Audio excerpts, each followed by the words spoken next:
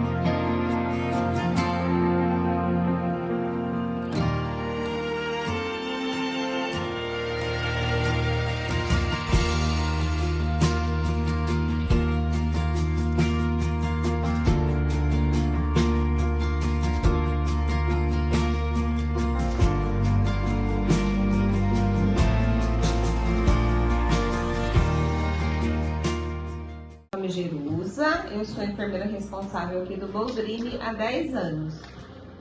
Eu sou a enfermeira Márcia, Estou aqui há 8 anos, sou supervisora da manhã. Como funciona mais ou menos o hospital? Se vocês sabem, tipo, a história dele com o objetivo de que ele foi porque ele foi criado, fundado tudo, e se é um hospital somente do câncer. O Hospital Boldrini é um hospital de investigações hematológicas, então a gente trabalha com câncer infantil e com as doenças do sangue também da criança, tá bom? Então, doença crônica, existe a doença falciforme, os hemofílicos, os talassêmicos, todas as doenças relacionadas ao sangue são cuidadas aqui no Boldrini, então, desde o diagnóstico até o tratamento. A história do Boldrini é o seguinte: a doutora Silvia, que é a nossa presidente, ela era professora da Unicamp. E daí ela dava aula lá no como chama, Márcia? No Irmãos Penteado. Então ela dava aula para os alunos da medicina ali nesse hospital.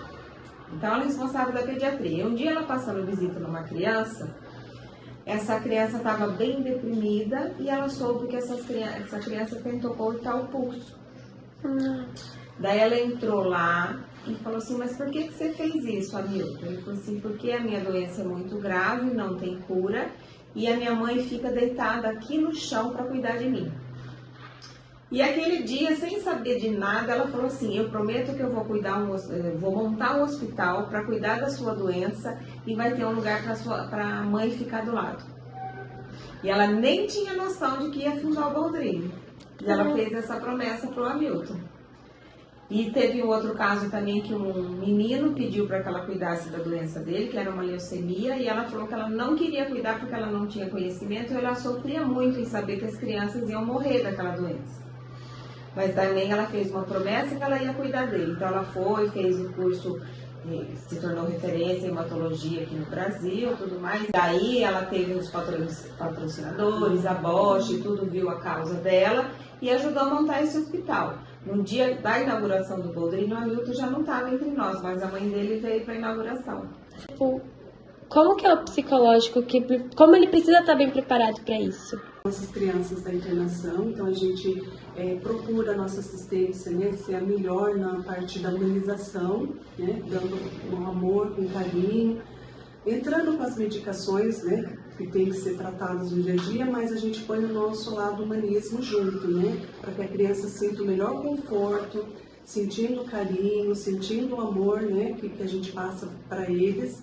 E o nosso psicológico a gente tenta fazer com que as crianças também não vejam o nosso sofrimento e que a gente não transmita também, né, para a criança naquele momento. Então a gente procura assim, muito brincar, conversar, trazer um pouquinho mais para perto da gente. Como é que é dar essa notícia para os pais? Então, aí essa parte assim, né, que a criança não está indo bem no decorrer do tratamento, então primeiro é a equipe médica, né, que vai conversar com a família, com os pais, a equipe médica primeiro dá a notícia, né, e a gente junto ali com o médico, o enfermeiro responsável tá a par, então, e a gente procura estabilizar a nossa equipe também, porque a gente sente junto, né, com o familiar, a gente sofre junto também, mas é igual eu falei, a gente não deixa transmitir. Mas a gente sofre junto. E eu acho que esse hospital é muito diferente dos outros hospitais convencionais, tanto na estrutura, tipo, tudo. Ele tem tudo aqui, você faz tudo. E também na forma como acho que vocês lidam com o paciente. Porque em hospitais, eu acho que mais convencionais, os médicos têm que ser mais duros, assim, e também não tem tanto aquela forma de deixar o ambiente mais leve. Aqui a gente procura deixar o mais leve possível, né, Márcia? Sim, né? Você vê que tem os voluntários, faz parte, É tudo passando colorido nas aulas, né? Então, os palhaços que sempre estão vindo também para alegrar, passam pelos quartos, né? E a gente procura que as pessoas da enfermagem são todas selecionadas para a parte de humanização. Eu sempre falo para as meninas, a parte técnica a gente treina em qualquer pessoa, até um macaco, se a gente treinar da uma injeção, ele aprende. Agora, o se comportar frente à situação que a gente vive é do ser humano mesmo. Então, a gente tem todo esse cuidado na seleção das pessoas que trabalham aqui. E eu queria saber, acho que uma história de vocês duas, que acho que de uma criança, de um paciente, que mais acho que tocou vocês. É que mais impactou na vida de O que mais, assim, marca, mas pra mim é a Manu. É uma menininha que ela lutou, ela tinha um câncer bem complicado na parte óssea e ela estava em cuidados paliativos, a mãe já sabia dela e no último dia da vida dela, a mãe fala assim, Manu, e se não der certo, como que vai ser com Deus? Porque ela já estava partindo, né? Ela falou assim, ele vai continuar sendo Deus. Ele fez tudo pra mim enquanto podia eu estar aqui, agora é uma outra vida. Então, essa frase da Manu me marcou muito, a grandiosidade dela, né? Sim. Da passagem dela, que foi muito, muito intensa. Você marcou alguém especial? Na verdade, sim, é uma história assim, marcante. Quando eu comecei a trabalhar aqui, acho que era no terceiro dia, no primeiro óbito, né? Eu cheguei para receber o plantão à tarde e já estava no quarto. Era o único filho da mãe, né? Então ele já estava partido. E a mãe, eu peguei aquele momento da mãe chorando em cima da criança, né? E naquele momento eu me baqueou, eu falei, eu acho que eu não tenho estrutura para ficar. E eu pensei comigo mesma, a partir de amanhã eu não volto mais trabalhar. E era minha folga, bem no outro dia já tinha ganhado uma folga. E a minha irmã me chamou para assistir um cinema. Na verdade, no shopping, acabamos indo para um cinema. E o filme era aquele A Lua das Estrelas lá. A Culpa das Estrelas? A Culpa das Estrelas. Pensei que era um filme, né? O maior Aí eu chorei mais ainda. Aí naquele momento eu falei para Deus, se for para mim ficar, o Senhor vai me dar força. Se não for, no outro dia eu nem vou acordar para trabalhar. E eu acordei assim, como parece que tinham me arrancado tudo, né? Isso foi um recado de Deus para você. Foi. E a minha irmã ainda falava, para de chorar, você tá chorando muito aqui. Eu falava, não, eu preciso. Ali eu desabafei, né? E aí eu pedi para Deus naquele momento, se for para mim ficar, eu fico. Se não for, eu não vou mais. E eu vim no outro dia trabalhar como se nada tivesse acontecido. Nada tivesse acontecido. Me limpou. E tô aqui até hoje. A Jéssica comentou com a gente de uma história do microscópio. Eu queria saber mais detalhada. Então, quando eu falei pra você, quando ela começou sem muita estrutura. Ela começou numa casinha e daí as pessoas começaram a apoiar. E ela precisava de um microscópio muito potente para fazer o diagnóstico das doenças aqui, né? Então disse que veio um senhor, né? E daí ela falou, eu vou precisar do microscópio, e ele fez o provisória, que chamava na época, né? E ela falou assim, olha, eu vou guardar aqui porque eu não sei como que eu vou pagar. E realmente ela não tinha dinheiro para pagar. Ela ia fazendo os exames E ela pôs esse negócio na Bíblia, a promissória. Foi, dentro da Bíblia. E daí ela falou, só até me arrepio de lembrar, e ela falou assim, o senhor não falou pra mim, vinde a mim as criancinhas? Então, as criancinhas estão vindo a mim, agora eu preciso de ajuda. E daí ela recebeu uma doação voluntária, até hoje ela não sabe que foi quem pagou. Parece que depois o marido dela, que também é médico, atendeu um senhor, que parece que foi esse senhor que doou a parte do microscópio. A minha mãe, ela teve um tumor cerebral também. Então, eu acho que contato com as doenças tudo eu já tive. Ela teve acho que uns 7 anos atrás. Aí ela fez a cirurgia, ela fez químio, rádio, tudo. E aí, depois de uns 5 anos, um tumor voltou em um lugar que não dava pra operar.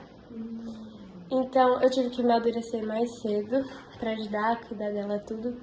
Mas o outro tumor que voltou não dava pra operar e era muito agressivo.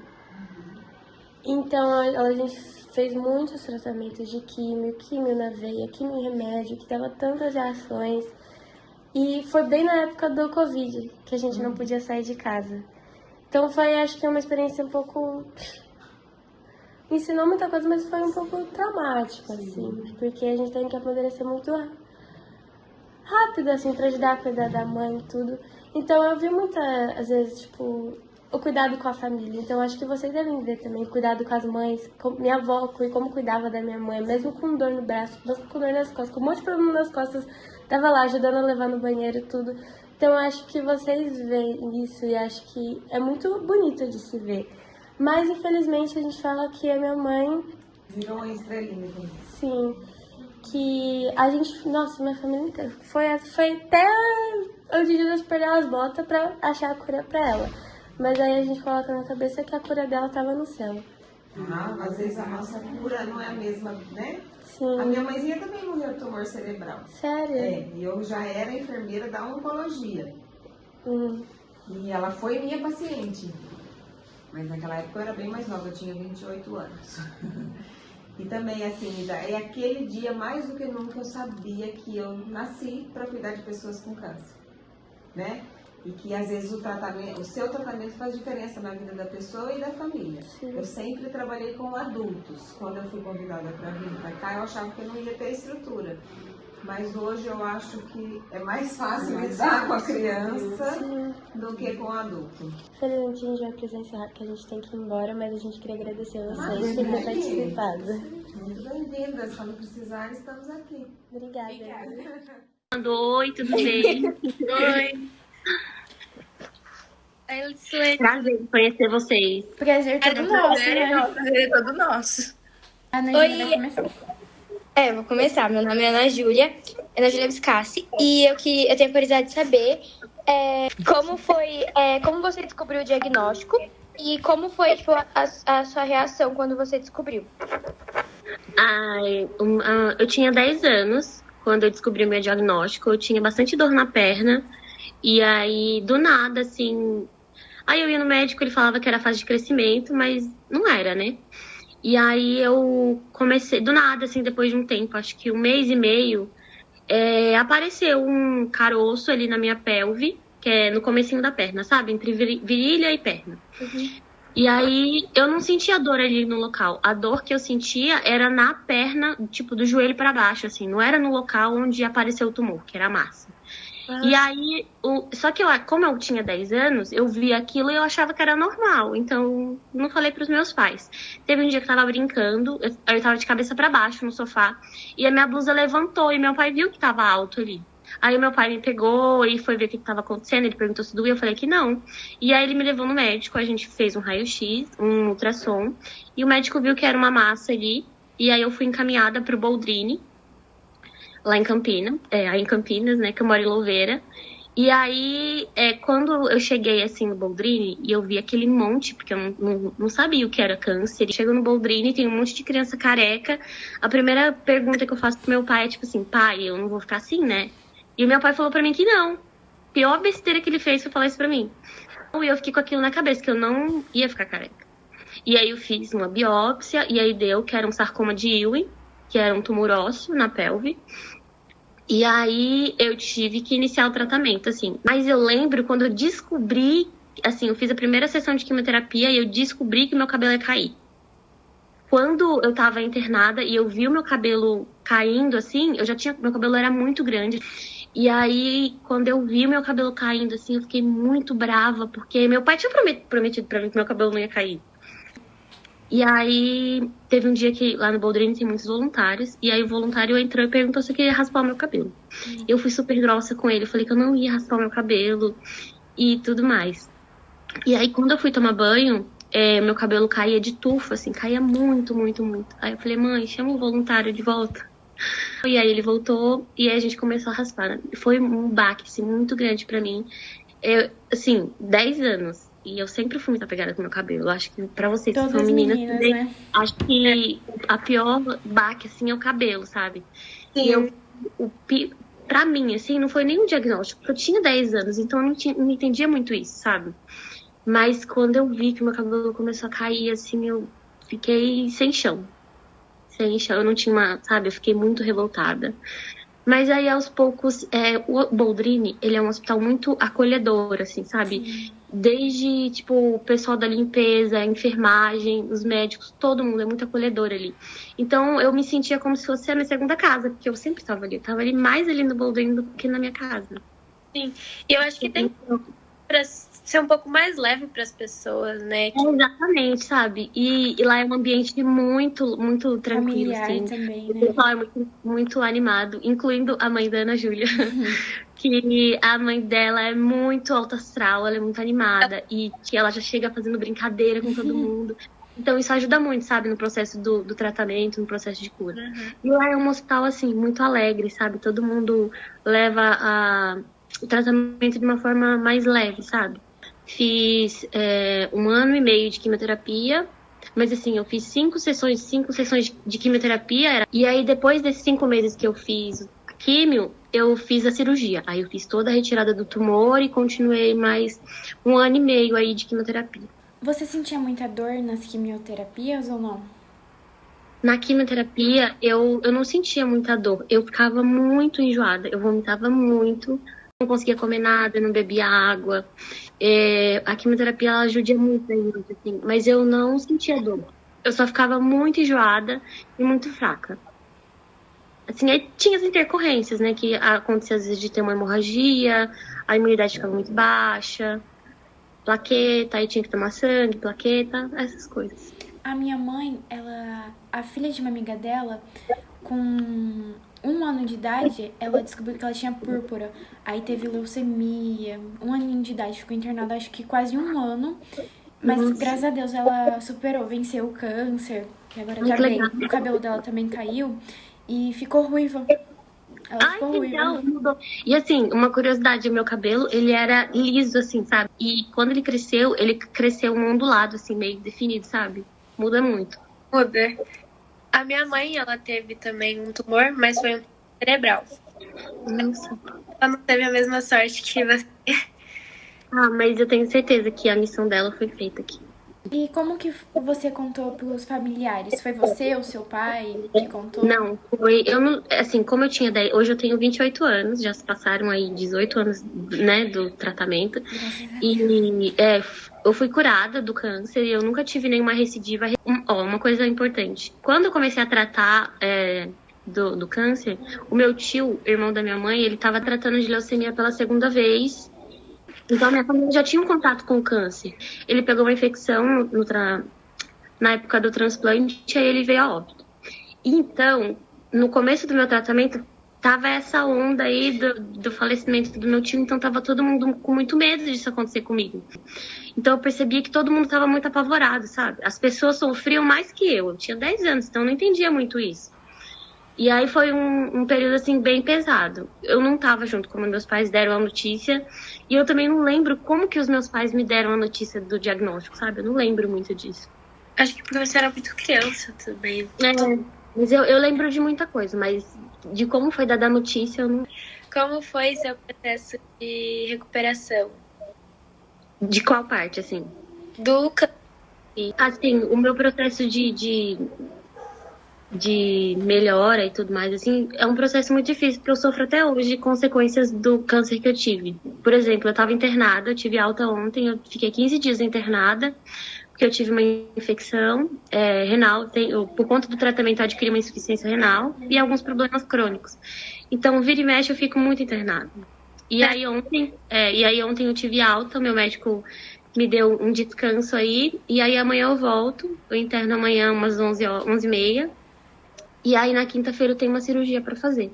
Então, assim, depois do tratamento, eu fiquei com vários problemas crônicos, assim, muitas sequelas, eu fiquei com uma depressão.